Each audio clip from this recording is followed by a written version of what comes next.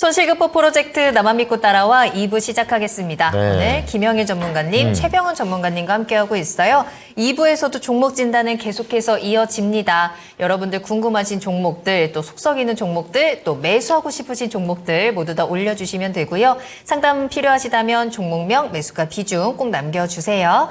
자, 그리고 전화 상담 가능합니다. 02-325-8200번, 325-8200번입니다. 자, 2부의 첫 종목은 사전 종목입니다. 그래가지고 두 분의 의견을 다 들어볼 수가 있는데요. 네. 유진테크입니다. 지금 손실 중이시고 38,000원에 사셨어요. 지금 화면에 나가다시피 일본과 또 뭐 소송 이슈가 좀 있습니다. 맞아요. 송사가 좀 걸려 있고 비중은 또 20%셔가지고 오늘 오르는 거 보고서 오늘 그냥 잘 가네 했더니 이렇게 크게 한번 떨어졌었구나. 그런데 회복이 오히려 더디네. 약간 좀 이런 생각이 들고 있습니다. 네. 좀 다른 종목은 다 오르는 것 같은데 유진테크만 좀 제자리 걸음하는 것 같아서 답답하다라면서 진단을 신청해 주셨거든요. 네.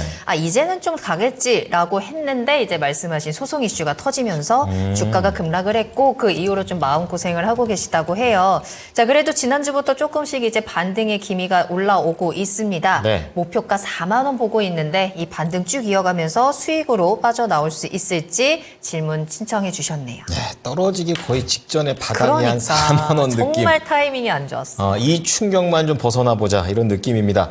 자, 그러면 최병훈 전문가께서는 유진테크 투자 의견 주시면요. 매도 의견입니다. 팔자. 네, 그리고 김영일 전문가는요. 보유입니다. 보유. 자, 그러면 매도 의견부터 좀 자세하게 들어보겠습니다. 유진테크는 이제 메모리 반도체 낸드나 DRAM 분야에 이제 장비를 납품하는데 이 작년에도 안 좋았지만 이 메모리 반도체 쪽은 지금 올해도 별로 안 좋을 걸 보여요. 이제 삼성전자도 계속 투자를 작년에 많이 줄였는데 올해도 줄이고 신장비를 이제 구입하는 게 아니라 기존 장비를 뭐 고쳐 쓴다든지 뭐 다시 보세 이렇게 전환해서 쓴다든지 이러기 때문에 올해도 계속 어려운 사정이 계속 이어질 걸로 보입니다. 그러면 지금 전체 반도체에서 다 좋은 아무거나 골리면 안 가는 주식을 고를 수가 있거든요. 항상 그래서 이제 내가 뭘 하겠다면 뭐 AI 반도체 해서 가면 초기에는 작년 5월부터는 뭐 이제 에스페타시스나 이런 이제 MLB 이쪽에 확 가다가 그 다음에 제주 반도체 가고 이런 게 순서가 있잖아요, 그죠? 그럼 온 디바이스 가고 그래서 이제 그러면 지금 뭐 CXL 가고 이렇게 이제 되거든요. 그러면 이 유진테크는 실적이 개선이 될 단기적으로도 길게도 개선될 이유가 없는데 이거를 이제 올라갔다가 보시면 이게 주식이 안 갔다고 생각하는데 1년 동안 따블은 갔습니다. 물론 다른 주식보다는 안 갔죠. 22년도 저가 19,802만 원에서 22년 1년 동안 100%가 안 올라간 게 조금씩 반도체 업황이 전체 다른 게 좋으니까 이것도 나쁘더라도 따블은 갔어요. 그러고 나서 이제 사니까 여기서 이미 100% 주식은 업황이 개선 안 되고 실적이 개선 안 되면 많이 빠지면 가격점이 그냥 50%나 100%나 가요. 그럼 또 다시 내려갑니다. 그래서 항상 이익이 감익될 때는 내려오다가 만약에 올라가면 크게 올라면 100% 딱 갔다가 그 다음에 또 내려오면 바닥에 다시 50%밖에 안 가고 그 다음에 20% 가고 이렇게 해서 공이 한번 딱 떨어지면 반등 계속해서 딱 정지해요. 네. 그러니까 또 이제 사람들이 아무도 관심 없게 만들고 새로 또 누군가 모멘텀 생각 딱 찾아놔요. 그죠? 그래서 올라가고 지금 PBR주에 그렇게 들으면 계속 빠져가지고 정지돼 있는 상태에서 모멘텀 나오니까 올라가잖아요. 그죠? 그것처럼 비슷합니다. 그래서 지금은 오히려 하락에 대한 우려가 더 큰 상태입니다. 그래서 보시면 이렇게 크게 올라갔다가 주가라는 것은 많이 내려왔으니까 5만 5천에서 2만 원까지 빠졌으니까 거의 60%대 빠지니까 다시 100% 올라가면 다시 여기까지 박스권에 와가지고 이제 2만 5천 원이나 이렇게 와가지고 이제 2만 5천 50%가 3만 5천 원 정도 이렇게 가다가 또 못 가고 이런 시간이 거칠 거고 올해도 실적이 개선에 큰 기대가 없기 때문에 그렇습니다. 그래서 저는 반등 시에 3만 9천 원에 매도 의견 드리겠고요. 손절가는 3만 4천 원입니다. 네.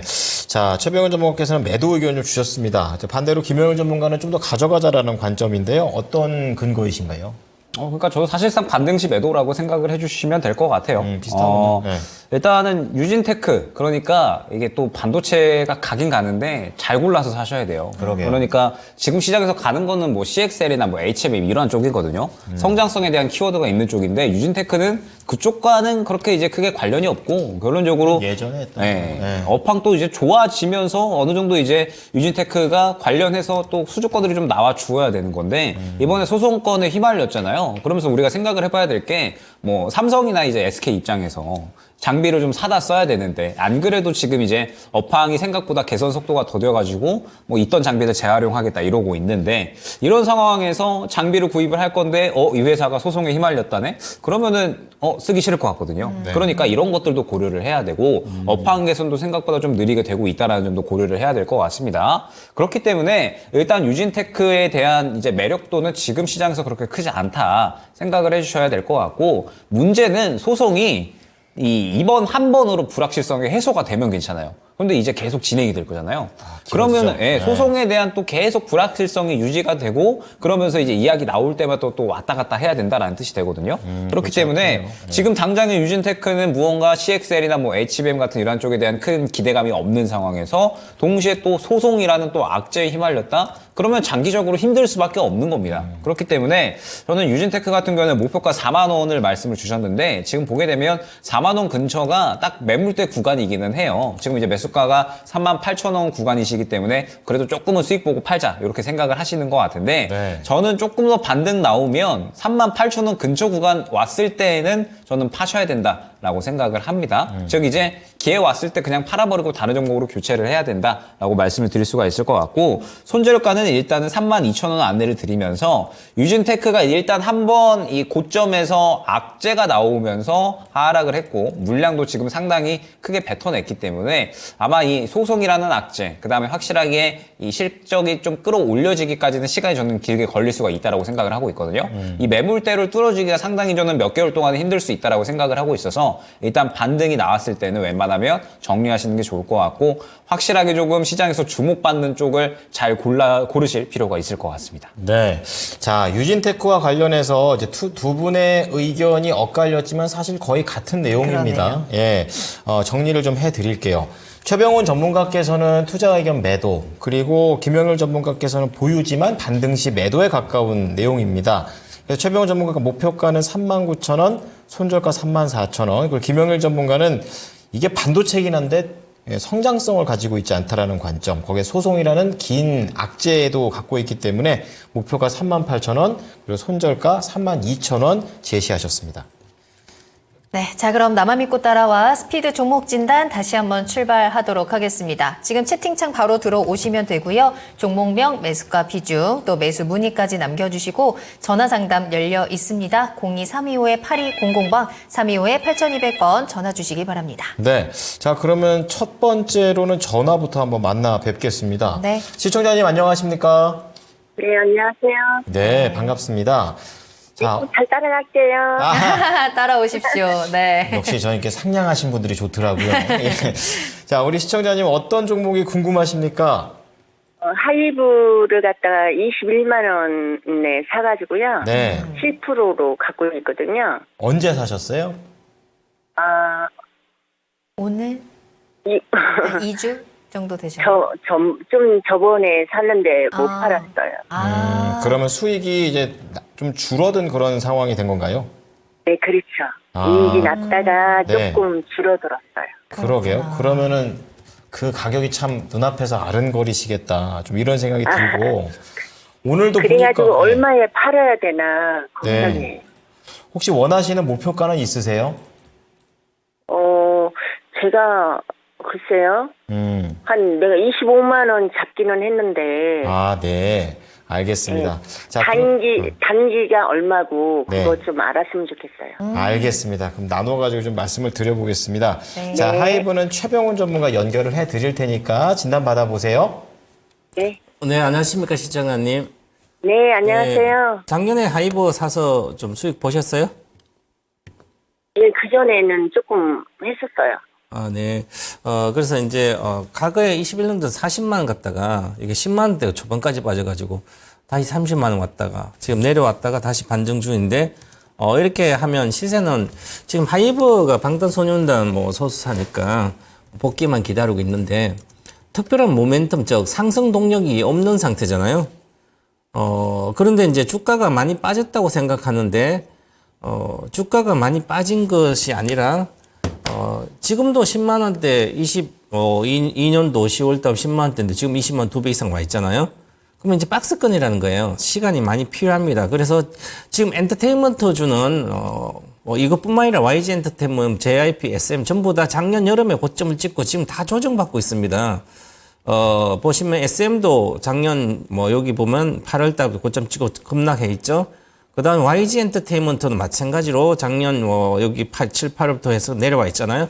그럼 내려오면 이게 주식이 바로 올라가는 게 아니라 모멘텀이 약화되고 이익 실현이 다 됐기 때문에 작년에 워낙 여름까지 개인 투자자들 이쪽을 많이 가 있다가 이제 반도체로 갔거든요. 그래서 2차 전지나 양극재. 그래서 이 새로 살 수 있는 그럼 여기서 올라갈 수 있는 모멘텀이라는 게 어떤 엔터테인먼트 관련된 업황이 아주 좋아진다든지 아니면 어떤 이슈가 있어야 되는데 그런 게 지금 없는 상태입니다. 그래서 다시 보시면 과거에도 마찬가지로 올라갔다 내려오면 주가는 잘 안 갑니다. 이게 엔터주. 그러고 나서 시간이 작년에 고점이었기 때문에 최소한 2년 정도는 걸려요. 올해 말고 내년까지 박스권이다. 그럼 박스권에서 얼마 돈을 못 벌거든요. 그래서 이 YG뿐만 아니라 다 하이브도 마찬가지고요. 그러면 저는 단기적인 게 아니라 지금 장기로 볼 필요는 없는데 장기 종목은 이제 예를 들어서 엔터주는 장기를 많이 빠졌을 때 모멘텀 미리 6개월, 1년 뒤에 어떤 강력한 실적을 낼 수 있는 그런 어떤 상승 동력이 있으면 밑에서 사놓고 있으면 되거든요. 그래서 지금 그런 게 없기 때문에 반등 시에 이평선이 전부 다 위에 있잖아요. 보시면 이동평균선이 안착을 실패해가지고 다 위에 있기 때문에 크지 않을 걸로 보여요. 오늘 잠깐 올라 6%인데 전반적 게임즈 오늘 같이 올라갔죠. 그래서 저는 121평선 22만 7천 원 정도 단기 목표가입니다. 22만 7천 원 매도하시고 손절가 아주 중요합니다. 21만 원 샀기 때문에 손절가는 본전 지키시고 아니면 내일 파시면 될 것 같고요. 아니면 20만 2천 원을 종가 기준으로 손절가 드리겠습니다. 참고하셔서 큰 수익이 안 날 거로 보여서 올라가면 팔고 나오시고 다른 쪽 하시기 바라겠습니다. 네, 시장님 수익보다는 우선 잘 나오시는데 좀 더 포인트를 맞추셔가지고 22만 7천 원 그리고 손절가 20만 2천 원 드릴 테니까 참고해 보시기 바랍니다. 네, 고맙습니다. 수고하세요. 네, 감사합니다. 하이브였습니다. 네, 계속해서 다음 상담 이어가겠습니다. 이번에도 전화로 이야기 나눠볼게요. 시청자님 안녕하세요. 네, 안녕하세요. 네, 반갑습니다. 어떤 종목 궁금하실까요? 네, SFA요. 네, 매수가랑 비중 어떻게 되세요? 26,000원에 10%입니다. 아, 그럼 이거 최근에 매수하셨겠어요? 오늘 매수했어요. 언제요? 오늘. 네, 오늘 매수하셨구나. 알겠습니다. 이 종목 이제 계속 내려오다가 지난주부터는 좀 바닥에서 횡보를 하면서 이제는 좀 바닥을 다지는 건가라는 좀 생각이 드는데 그럼 어떤 게 가장 궁금하세요? 이거 사실 한 1월 달에 네. TV 전문가분이 네. 이게 120일 이평선 내려가면 비중을 많이 싣고 가져가라고 이러더라고요. 그래서 오늘 그러셨어요. 한번 잡았어요. 그래요. 네. 알겠습니다. 그럼 과연 비중을 어떻게 조절을 하면서 목표가 잡아야 되는지 그 대응 전략 한번 저희가 짜보도록 할게요. 네. 네, 김영희 전문가님과 이야기 나눠보세요. 네. 시청자님 안녕하세요. 네, 안녕하세요. 네네. 요거를 121선 이평선에 도달을 해서 매수를 하셨다고요? 아니, 아래로 120일 이평선 밑으로 내려가면은 사라고 하더라고요. 121선 이평선 밑으로 내려가면 그래서 이제 어느 정도 많이 내려와가지고 매수를 하신 거네요. 네. 그러면은 저는 이 종목은 매도를 하셨으면 좋겠어요. 그래요? 네네. 왜 매도를 주셔야 되는지는 이제 설명을 드릴게요. 네. 일단 지금 이제 SFA가 사업을 하는 부분이 이제 반도체하고 2차 전지 분야예요. 그러면서 이제 반도체로는 자회사 SFA 반도체 두고 있고 그러면서 이제 시장에서는 수혜 받을 수 있는 쪽이 이제 온디바이스 AI 모멘텀이라고 생각이 되고요. 그 다음에 2차 전지 쪽이다라고 하면 자회사 CIS를 두고 있습니다. 그러면서 뭐 작년, 재작년 해가지고 2차 전지 장비 쪽에 대한 수주량도 상당히 꾸준하게 키워온 그런 기업이기는 해요. 근데 문제는 뭐냐면 지금 시장에서 관심도가 없습니다. 반도체 쪽으로도 2차전지 쪽으로도 지금 SFA는 관심을 전혀 못 받고 있는 상황이고, 그러면서 지금 현재 이 최근에 추세를 보게 되면 바닥을 잡으려고 시도는 하고는 있는데 완전하게 바닥을 잡았다라고 보기에는 저는 조금은 어렵지 않나라고 생각을 하고 있거든요. 지금 추세가 계속 하락으로 가다가 최근에 약간의 물량이 들어오기는 했어요. 약간의 물량이 들어오기는 했는데 이 물량이 들어온 것도 완전하게 바닥을 잡았다라고 보기에는 아직까지는 애매한 것 같거든요. 그렇기 때문에 지금 SFA 같은 경우에는 반도체 쪽으로도 2차전지 쪽으로도 크게 주목을 받고 있지 못하고 있고, 추세도 안전하게 지금 돌려놓을 만한 구간이 됐는가라고 했을 때 저는 아직까지는 아니다라고 생각을 하고 있습니다. 그리고 반등이 나온다라고 하더라도 일단은 28,000원 구간에서 1차적으로 막힐 것 같거든요. 그렇기 때문에 SFA는 지금 현재 시장에서 반도체 쪽으로만 봐도 다른 종목 매수할 게 훨씬 많고요. 그 다음에 2차전지 쪽으로만 봐도 차라리 저는 뭐 포스코 그룹주나 에코프로 그룹주를 살 것 같지 SFA를 살 것 같지는 않고, 장비 쪽으로만 봐도 다른 종목을 사지 SFA를 살 것 같지는 않거든요. 그만큼 이제 양쪽에서 관심도가 좀 많이 떨어져 있는 상황이고, 그 다음에 지금 현재 확실하게 바닥을 잡지도 않은 상황이라 지금 이 주가의 상승을 바라보고 접근을 하기에는 매력도가 많이 떨어지는 종목이 아닌가 생각이 돼요. 그렇기 때문에 SFA 같은 경우는 저는 정리하고 조금 더 이제 시장에서 확실하게 반도체면 반도체, 아니면 뭐 2차전지면 2차전지 주목 받을 수 있는 종목으로 교체하시는 게 저는 또 빠르게 강하게 수익을 보실 수 있지 않을까 생각이 됩니다. 네. 자, 시청자는 SFA는 오늘 매수하셨다고 하는데 내일장에서 한번 매도 타이밍 잘 잡아보시는 게 좋을 것 같아요. 현재 시장에서 상승할 수 있는 이유가 좀 확실하게 보이지는 않는 것 같은데요. 이 종목 매도하시고 다른 종목, 오늘 히든카드 종목도 기다리고 있으니까 그 종목으로 좀 기회를 잡아보시는 것도 좋을 것 같거든요. 도움이 좀 되셨을까요? 네, 감사합니다. 네, 감사합니다. 네. 네. 자, SFA 봤고요. 이번에는 유튜브 다시 한번 좀 챙기러 갑니다. 네. 이번에는 삼양식품입니다. 불닭볶음면 잘하죠, 여기가. 잘 드세요? 불닭볶음면? 전 한 그게- 번도 안 먹어봤어요. 그게 매워서. 스트레스에 비례하는 것 같아요. 원래는 제가 매운 거 그래요? 완전히 못 먹어요. 근데 스트레스가 너무 심할 때. 먹어요? 네. 먹습니다. 맛있어요? 그럼 맛보다는 이제 그게 통각이라고 해서 약간 고통을 뭔가 즐기는 그런 걸로 좀 먹어가지고 근데 좋아하시는 분들이 많으세요. 맞아요. 또 매운데 또 맛있게 매워가지고 참 힘들다. 그런 식으로도 예. 잘 팔리는구나. 그렇습니다. 약간 힘들 때 먹어주면 네. 괜찮다는 거. 삼양식품인데 이제 20만 원에 사셨어요. 그리고 15%의 비중을 담으셨는데 우선 단기적으로는 추세가 그닥 좋지가 않아요. 그러네요. 오늘도 좀 밀리고 있고요. 그리고 20만 원은 좀 깬 상태에서 이게 좀 멈춤이 없어요, 지금. 계속 이렇게 밀리니까 좀 걱정도 좀 많이 되실 것 같습니다. 이미 지금 차트만 보더라도 제일 바닥권에 지금 와 있는 그런 상태잖아요. 불닭볶음면 많이 드시게 생겼는데 우리 시청자님 스트레스 받아서. 그래서 주가가 오르면 좋겠는데 쉽지가 않습니다. 네. 전문가님, 이 삼양식품 같은 경우에는 이제 바닥 찍은 겁니까? 어떻게 보십니까? 이제 전량 매도 해야 되죠. 전략 매도. 그럴까요? 삼양식품도 20만 원 사가 지금 손해인데 네. 주식은 생각보다 아주 쉬운데요. 과거에 불닭볶음면 우리 앵커님 아무도 안 드셨다 보는데 술이랑 같이 애들이 먹죠. 네. 초등학생, 중학교 제 딸도 중학교 때 엄청나게 좋아했거든요. 그랬죠. 지금도 좋아요. 그렇군요. 그만큼 이제 최초의 삼양식품이 라면이 이제 뭐 일반적인 라면도 괜찮거든요. 그 정도로 이제 농심이 거의 장하고 있다가 삼양으로 가면서 그래서 한 10년간 아주 많이 성장을 했었죠. 그래서 이 주식이 10,000원짜리 주식이 23만 대 갔거든요. 그럼 10배, 20배 갔잖아요. 그죠? 그래서 그러면 가면 이제 전체적으로 보면 지금도 한 1,500억 정도 영업이 이렇게 나오니까 지금 시가치 1조 2천억 정도 되나요? 그러니까 1조 3천억 정도 되네요. 네. 그러니까 고평가는 아닙니다. 영업의 10배 정도도 안 되니까. 그리고 또 지금도 두 자릿수 성장합니다. 앞으로도 마찬가지겠지만 그런데 이 중요한 것은 이제 이미 해외에서 너무 많이 알려져서 네. 한번 또 뭐 경쟁사도 나오고 그러면 성장률이 생각보다 떨어지게 됩니다. 그래서 22년도 40%, 작년에 30%, 올해는 10%대 떨어지는 거죠. 그러면 고성장이 좀 주춤하게 되는 거죠.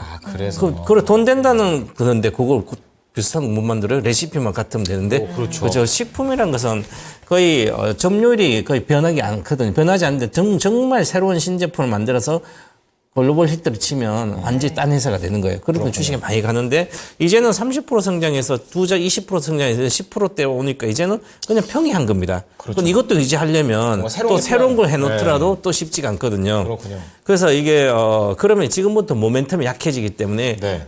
이 삼양식품 투자할 이유는 매매할 이유도 없습니다. 그러면 보시면 기술적으로 보면 연봉 차트도 이미 데드 크로스가 나온 상태입니다. 연봉으로. 그러면 다시 제자리로 내려가면 이렇게 10만 원 초반으로 내려갈 걸 보여요. 그러면 기본적으로 성장을 하다가 성장을 이제 주춤하고 못하면 고점 대비 기본적으로는 30%대는 빠져요.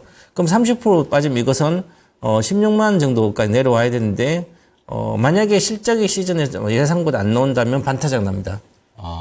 그럼 23만에서 12만 오는 거죠, 그죠? 그래서 제자리까지 또 여기까지. 그래도 뭐 안정적으로 볼 수 있으니까. 그래서 이런 것은 이제 단기적인 매매를 하시더라도 네. 기본적으로 보면 주식은 여기서 보유 금지해야 되는 거죠. 왜냐하면 박스권에 있다가 박스권을 깨고 내려갔잖아요. 그렇죠. 깨고 내려갔는데 장기적으로 주봉 차트도 그렇지만 여기서 깨고 내려갔어요. 계속 횡보하다가 계속 못 갔잖아요. 여기서 언제부터는 작년 8월부터 계속 20만 원대 초반에서 계속 못 갔어요. 10%를 딱. 네. 그러면 황수와 소다가 막 싸우다가 황소가 곰이 딱 때려가지고 이제 네. 찐 거잖아요. 그죠? 곰이 이긴 거죠, 곰이. 그럼 곰이 이긴 거잖아요. 그러면 얘가 켜될 때까지 가든지 아니면 적당히 좀 물러서야 될 거 아니에요. 그죠? 그래서 이제 팔 사람만 생기는 거예요. 그래서 주식이 이제 내려가면 기본적으로 그래서 최소한 30%대 내려가는 거예요. 23만에서 30% 내려가면 16만 원쯤 와야 되잖아요. 그죠? 그러면 이게 수급상으로 보면 기본적으로 여기까지 내려와야 되는 거죠. 네. 15만 원, 16만 원. 그럼 17만까지 왔으니 많이 빠졌다. 이미 게임이 졌는데 내려왔다고 반등을 노리고 하는 게 아니라 모멘텀도 약화되기 때문에 이런 추가 하락에 대한 우려가 있기 때문에 내일 전략 매도 의견 드리겠고요. 손절가는 오늘 저가를 본게하면 손절하시기 바라겠습니다. 17만 1,600원 손절가입니다. 네. 자, 전략 매도입니다. 보니까, 말씀 듣다 보니까 아까 그 기사가 그 뜻인가 봐요. 넥스트 불닭 볶음면을 찾아라. 뭐 이렇게 얘기하는 이유가 딱 그거 같습니다. 그래서 분위기가 안 좋습니다. 그렇기 때문에 손실이 나더라도 좀 최소화시키면서 얼른 결심을 해보셔야 되지 않을까 이렇게 권유를 드리겠습니다. 네. 자, 그럼 다음 종목은요. 오늘 뭐 핫했던 종목이죠. 오픈엣지 테크놀로지 한번 진단을 할 텐데 네. 우리 샌디에고 님이 매수를 또 잘 하셨습니다. 22,850원에 매수를 하셨고요. 비중도 20% 가지고 계시고요. 오늘 12% 급등한 종목이고 수익 잘 챙겨가고 계신데 이 종목 계속해서 또 고점 올펴가면서 지금 신고가를 달성하고 있는 종목인데 이제는 이제 그게 문제죠. 언제 팔아야 될까? 목표가 어떻게 잡아야 될까? 언제까지 이 종목이 이렇게 승승장구할 수 있을지 또 우리 김영희 전문가님의 진단으로 한번 만나볼까요? 뭐 지금 역사적 신고가 구간이라 전 이제 드릴 말씀이 없을 것 같아요. 그냥 분할적으로 매도하는 거는 밖에는 수익을 조금씩 네, 수익을 좀 챙기시는 거 밖에는. 그런데 이제 말씀을 드리자면 제가 아까 이제 다다음 주라고 말씀드렸는데 다음 주에요. 다음 주에 이제 엔비디아가 실적이 발표가 됩니다. 다음 주고 아마 이제 결론적으로는 반도체의 지금 상승이 이제 언제 꺾이느냐 이게 이제 중요한 거잖아요. 그런데 지금 이제 시장에 대해서 한번 생각을 해보시면 좋을 것 같아요. 지금 시장이 오늘 이제 많이 꺾여 있다가 상승이 나왔는데 결론적으로는 이 CPI에 대한 반응이었잖아요. 그러니까 금리 인하에 대한 기대감이 과연 이제 언제 생겨나느냐 이 부분이 지금은 중요한 거거든요. 그런데 이제 생각을 해봐야 될 게 반도체는 지수와 관련이 돼 있는 종목들이죠. 그러면은 시장이 약간은 꺾이는 구간에 도달을 했을 때 차익 실현이 나올 수가 있을 겁니다. 자, 그러면 이제 CPI가 발표가 되는 다음 주에 또 뭐가 있냐면 FOMC 의사록도 발표가 돼요. 그 다음에 이번 주에 또 추가적으로 PPI가 발표가 되기 때문에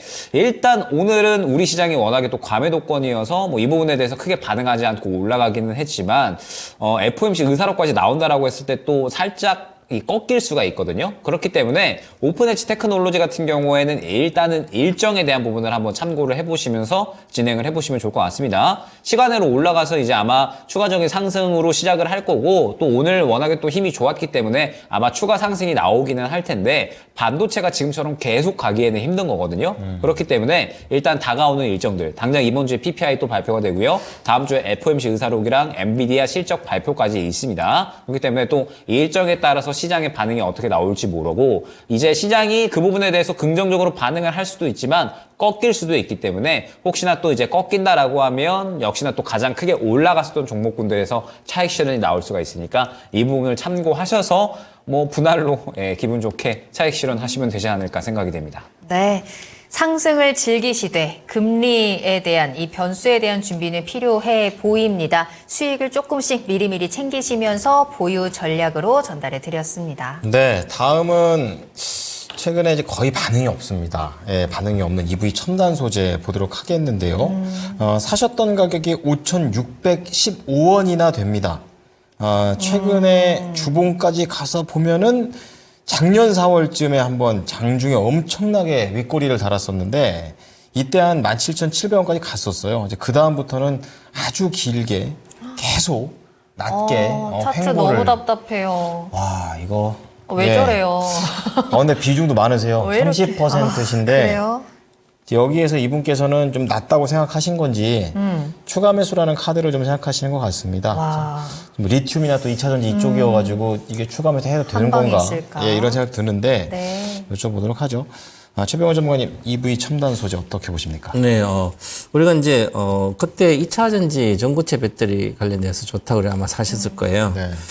그러면 이제 물류도 지금, 고점 대비 거의 70%, 80% 거의 빠졌네요.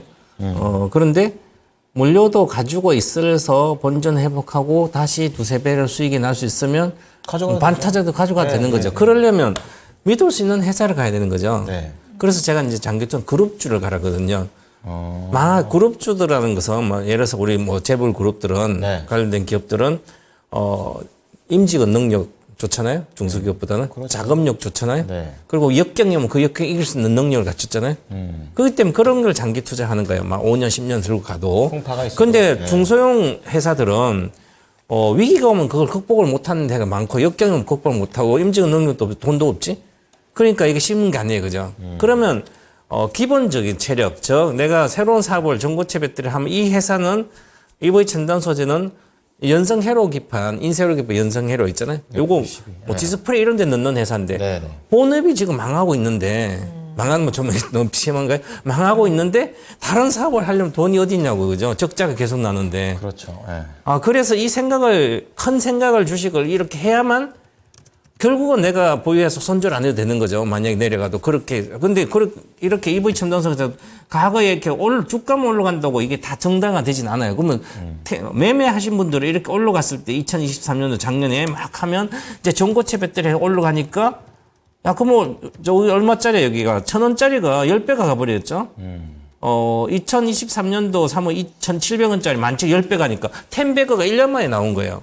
그럼 중소형주는 내가 잘 고르면 10배 먹도 쉬워요, 만약에. 그런데, 내가 만약에 3천만 원 10배 3억이잖아요? 1천만 원 10배 1억인데. 그렇죠. 그럼 다시 1억 가지고 10배 사야 되잖아요. 그러면 소형주 1억씩 샀다가 안 가고 막 이렇게 사서 1억씩 샀는데 갈 거 안 사면 물려버리면 돈을 또 깨먹는 거잖아요. 맞아요. 그럼 벌었다 깨먹다 벌었다 이게 반복돼요, 소형주들이. 그래서 소형주 정말 기업 분석을 잘해야 되고 그 회사의 임직원들 아니면 오너들이 어떤 생각을 갖고 있는가 신용도까지 다 알 수 있을 정도야만 올인하든지 아니면 장기를 할 수 있어요. 그래서 이것은 이미 LG누텍과 여러 가지를 연성해로나 LG누텍도 지금 애플 때문에 여러 가지 실적이 안 나빠지고 있는 상태에서 디스플레이 쪽은 쉽지 않은 거죠. 그래서 적자가 나는 상태. 현재는 그러면 지금 기대감에 전고체 기대감이 계속 21년도 적자고요. 22년도 적자고요. 작년도 적자고 적자가 지속되고 있습니다. 그 상태에서 그러면 전고체 배터리가 지금 대만에 얘들이 투자한 회사 EV 첨단 소재 포스코홀딩 투자한 회사 전고체 배터리가 리튬 세라믹 전고체 배터리가 한 26,000대 생산이 올해부터 시작해서 들어갈 거예요. 아마 인정을 고객사에 받아야 되는데 그러면 대만에서 전고체 배터리를 기가 팩토리를 만들었기 때문에 대만 회사가 네. 그러면 그 투자해서 그에 대한 수혜가 돼야 되는데 최근 들어서 전고체 관련된 이슈가 해서 이수 스페셜티 케미칼은 급등했는데 네. 움직이지 않아요. 그러면 투자했을 때는 내가 배당을 받아 이익인데 계열사도 아니고 자회사도 아니고 그래서 그런 효과가 없기 때문에 종목은 쉽지 않고 이제 예를 들어서 이제 전체 2차 전지가 더 좋아질 때 모멘텀 다 같이 좋아지면 이것도 어느 정도는 올라가겠죠. 부실주도 그때는 올라가니까. 네. 그럼 이것은 내년 정도로 봅니다. 그럼 내년 정도 되면 다시 본전 이상 올라가고 할 걸로 보여요. 그래서 지금은 이제 기다리든지 기다릴 수밖에 없는 거겠죠. 손해는 그러니까 만약에 손절을 한다면 회복할 수 있는 2배 이상, 2~3배 이상 갈 수 있는 주식에 그런 쪽을 확실한 본인 알 수 있는 좀 갈아타든지 아니면 그냥 보유해서 가는 게 낫지 않을까. 그래서 지금은 거의 바닥권이다. 뭐 80% 부실주도 80%까지 올라가요. 네. 만약에 우리가 이제 일반적으로 비트코인 이런 것도 예를 들어서 8천만 원에 갔으니까 보면 한 60% 빠지면 이제 한 2천만 원대 초반 오면 사면 되거든요. 네. 그럼 지금 그렇게 올라가고 있잖아요. 부실주도 마치 한 고점대 한 80%면 다 빠진 거거든요. 네. 막 회사만 뭐 문제가 없으면 다시 올라갈 걸로 보이기 때문에 그러면 지금 3,000원이 저가기 때문에 어느 정도 6,000원 정도 본전까지는 볼 수 있으니까 본전가 들고 계시기 바라겠습니다. 네. 아유, 다행입니다. 이거 이렇게 손실이 좀 큰 상태로 계속 가실까 걱정했는데 어쨌든 간에 나올 때 손실 없이 좀 나올 수 있는 방향으로 말씀 좀 드렸으니까 참고하시면서 이 회사는 본업이 힘들어서 변화할 힘도 부족한 그런 상황입니다. 잘 참고하시기 바랍니다. 네. 다음 종목 저희 방산 보겠습니다. 방산. LIG 넥스원이고요. 노승원 님이 가지고 계신 종목인데 네. 12만 8천 원에 매수하셨어요. 5% 가지고 계시고 김영일 전문가님 장단기 매매 전략 부탁드려요 라고 하셨는데 일단 오늘 굉장히 강하게 뛰어오르는 모습이 포착이 되죠. 12만 7천 원까지 올라옵니다. 오늘 이렇게 상승한 이유가 저도 좀 궁금하고요. 앞서서 김영일 전문가님께서 또 현대로템도 같이 진단을 해주셨는데 LIG 넥스원은 그래도 흐름이 괜찮은 것 같은데 어때요? 일단 만약에 오늘 사셨으면 네. 조금 리스크 있는 매매를 하신 것 같아요. 오늘 일단 어찌됐든 급등이 나왔고 지금 현재 단가가 적은 단가가 아니거든요. 최근에 이제 10만 원대에서 이제 놀던 종목이 급등이 나오는 거라서 사실 낮은 단가는 아닙니다. 근데 만약에 오늘 사셨다라고 하시면은 리스크 있는 매매를 하신 거고 만약에 이제 최근에 급등이 나왔을 때 요때에서 못 파셨다가 이제 다시 한번 상승이 나와서 이제 얼마가 갈 거냐라고 이제 물어보신다면 일단 LIG 넥스원이 사실 4분기에는 실적이 좀 안 좋게 나왔었어요. 그런데 최근에 이제 뭐 사우디항으로 해서 이제 LIG 넥스원이 천궁 이제 무기를 또 개발을 하고 납품을 하는데 사실 이제 매출이 평균적으로 한 2조 원 정도 나오는 기업입니다. 그런데 이번에 나온 계약이 4조 원짜리예요. 그러다 보니까 와 이게 예상보다도 더욱더 규모가 큰 수주 계약을 따내어 왔구나 이러한 기대감들. 그 다음에 뭐 기본적으로 지금 이제 우리나라 방산 기업들이 워낙에 싸고 좋다라는 평가가 또 많아지고 있어서 올해 이제 정말 많은 국가들과 또 이제 계약을 맺으려고 하고 있습니다. 뭐 태국이라든지 뭐 이집트, 뭐 베트남 등등 해가지고 많은 국가들로 아마 이제 매출처가 올해는 다변화가 될 것 같아요. 그래서 LIG 넥스원 같은 경우에 돈을 잘 벌고 있고 앞으로도 돈을 계속 잘 벌 기업이라고 생각을 해주시면 되는 겁니다. 근데 이제 약간의 아쉬운 점은 단가가 조금 이제 높아졌기 때문에 요게 이제 조금 이제 아쉬운 건데 일단 지금 보게 되면 오늘 시간으로 살짝 올랐어요. 그래서 아마 내일 12만 8천 원 정도에서 시작을 할 것 같은데 보게 되면 오늘 윗꼬리 그린 구간이 단기 신고가에 형성된 매물대 맞고 떨어졌다. 생각을 해주시면 됩니다. 자, 그러면 쉽게 말씀을 드리면 이 구간 뚫어줘야지 또 마찬가지로 추가적인 상승이 가능한 거고 그렇지 못하다라고 하면은 약간의 차익 실현이 나올 수가 있다라고 생각을 해주시면 되거든요. 그렇기 때문에 일단은 이번 주, 그 다음에 다음 주까지의 흐름이 굉장히 중요할 것 같고 단가로 말씀드리면 13만 원에서 13만 1천 원 정도가 될 것 같습니다. 이 구간을 뚫어주면서 추가적인 상승이 나와야 신고가인 14만 원 초중반대까지 또 뚫어주는 시도를 할 수가 있습니다. 그렇기 때문에 일단은 1차 목표가는 13만 1천 원 정도 안내를 드리고 이 구간 뚫어주는지 주요하게 보셔야 될 것 같아요. 만약에 이번 주나 다음 주 정도에 강하게 뚫어주지 못한다라고 하면 한 차례 차익 실현이 나왔다가 그 다음에 다시 한번 상승이 나올 수가 있거든요. LIG 넥스원 같이 돈을 지금 잘 벌고 잘 벌 기업들은 아까 현대로템처럼 바닥에서 잡으시면 사실 큰 문제가 안 돼요. 그러면은 어찌됐든 돈 잘 벌고 있고 무언가 이 수주권들이 한 번에 크게 터져 나올 건들이 없다고 하더라도 돈을 계속 잘 벌 거니까 바닥에서 잡으면 사실 걱정이 안 되거든요. 그런데 LIG 넥스원처럼 이제 만약에 오늘 이제 접근을 하셨거나 혹은 이전에 고가에서 접근을 하셨다라고 하면 이러한 종목들은 바닥에서 잡을 때 푸근한 거지 고가에서 잡으면은 불안한 영역이 돼버립니다. 그렇기 때문에 일단 지금 현재 단가에서는 13만 1천 원 뚫어주는지 보시고 뚫어주면은 수익 극대화 그렇지 않으면 정리하셨다가 저점 나올 때 다시 접근을 하시는 게 좋을 것 같다. 말씀드리도록 하겠습니다. 네, 매수 단가가 조금 높기 때문에 관리가 필요하다라는 부분 전해드렸고요. 네. 13만 1,000원 돌파하는지 꼭 확인해 보시길 바라겠습니다. 네, 자 다음 종목은 비싼 분이십니다. 아르마니님께서 오. 네, 네페스 올려주셨는데요. 네. 오늘 오후장에 약간 좀 그래도 반등을 하면서 18,660원에 마감을 했습니다. 하지만 이분이 사셨던 가격은 2만 원이에요. 2만 300원에 15%. 목표가는 2만 3천 원을 제시하셨는데 2만 3천 원이면은 최근에 갔던 22,600원보다도 더 높아야 됩니다. 높아야 돼. 예, 그래서 우선 목표가 꿈이 높은 건지 현실 가능성은 있는 건지 알아보도록 하겠습니다. 어떻게 보십니까, 전문가님? 주식 투자의 기본은 반드시 지켜야 됩니다. 네. 늘 예를 들어서 사람한테 돈을 빌려줄 때 투자를 할 때 그 사람을 신용도 잘 알고 있어야 돈을 빌려줘야 내 돈을 안 떼일 거 아니에요, 그죠? 당연하죠. 예. 그 사람이 현재 돈에 능력이 있든지 안 있든지 이런 걸 보든지 네. 뭐 벤처 한다면 벤처 기업하면 그 사람이 정말 능력 있고 했는데 돈이 없어서 그러면 돈 대주면 되잖아요. 맞아요. 그런데 평상시도 늘 돈 빌려줘 안 갚고 아니면 사기치는 사람들은 이번에는 괜찮을까 하면 갖다 또 맡기면 또 안 되는 거죠. 그건 아니죠. 예. 물론 이제 제가 이렇게 비교해서 좀 극단적인데 네. 네페스는 그 반도체 경기가 좋을 때도 21년도도 적자를 냈어요. 영업이익 적자를. 21년 내고 22년도 내고 23년도 그리고 작년 9월 달 그 영업 적자가 580억에 내놨습니다. 자, 그러면 이제 예를 들어서 호응전 쪽은 뭐 이제 예를 들어 디스플레이도 하지만 전체적으로는 세정제, 감마제, 그 연마제 뭐 이렇게 보면 산업 자체 업황이 안 좋을 때도 돈을 못 버는데 더 안 좋잖아요, 지금. 더 안 좋아도 36억, 160억 이익 손해 보다가 적자 내다가 67억 적자. 이제는 업황이 더 나쁘니까 3분기까지 580억 적자 봤습니다. 기대할 게 없는데요. 기본적으로 적자난 기업이 회사가 믿을 수도 없는데 이걸 그냥 주가가 올라간다고 사버리면 그래서 이제 우리처럼 이렇게 케이블처럼 정권 방송이 있으면 우리 이토마토에도 이제 반도체 자원 주문가 많잖아요. 네. 그러면 그분들을 얘기 듣고 하든지 여기저기 가서 이렇게 적자 기업 듣고 하시면 늘 손해가 납니다. 그래서 지금은 막연하게 주식을 이렇게 여기서 아마 산 것 같아 2만 원에. 주식을 여기서 사서 나는 22,600원, 23,000까지 갈까요?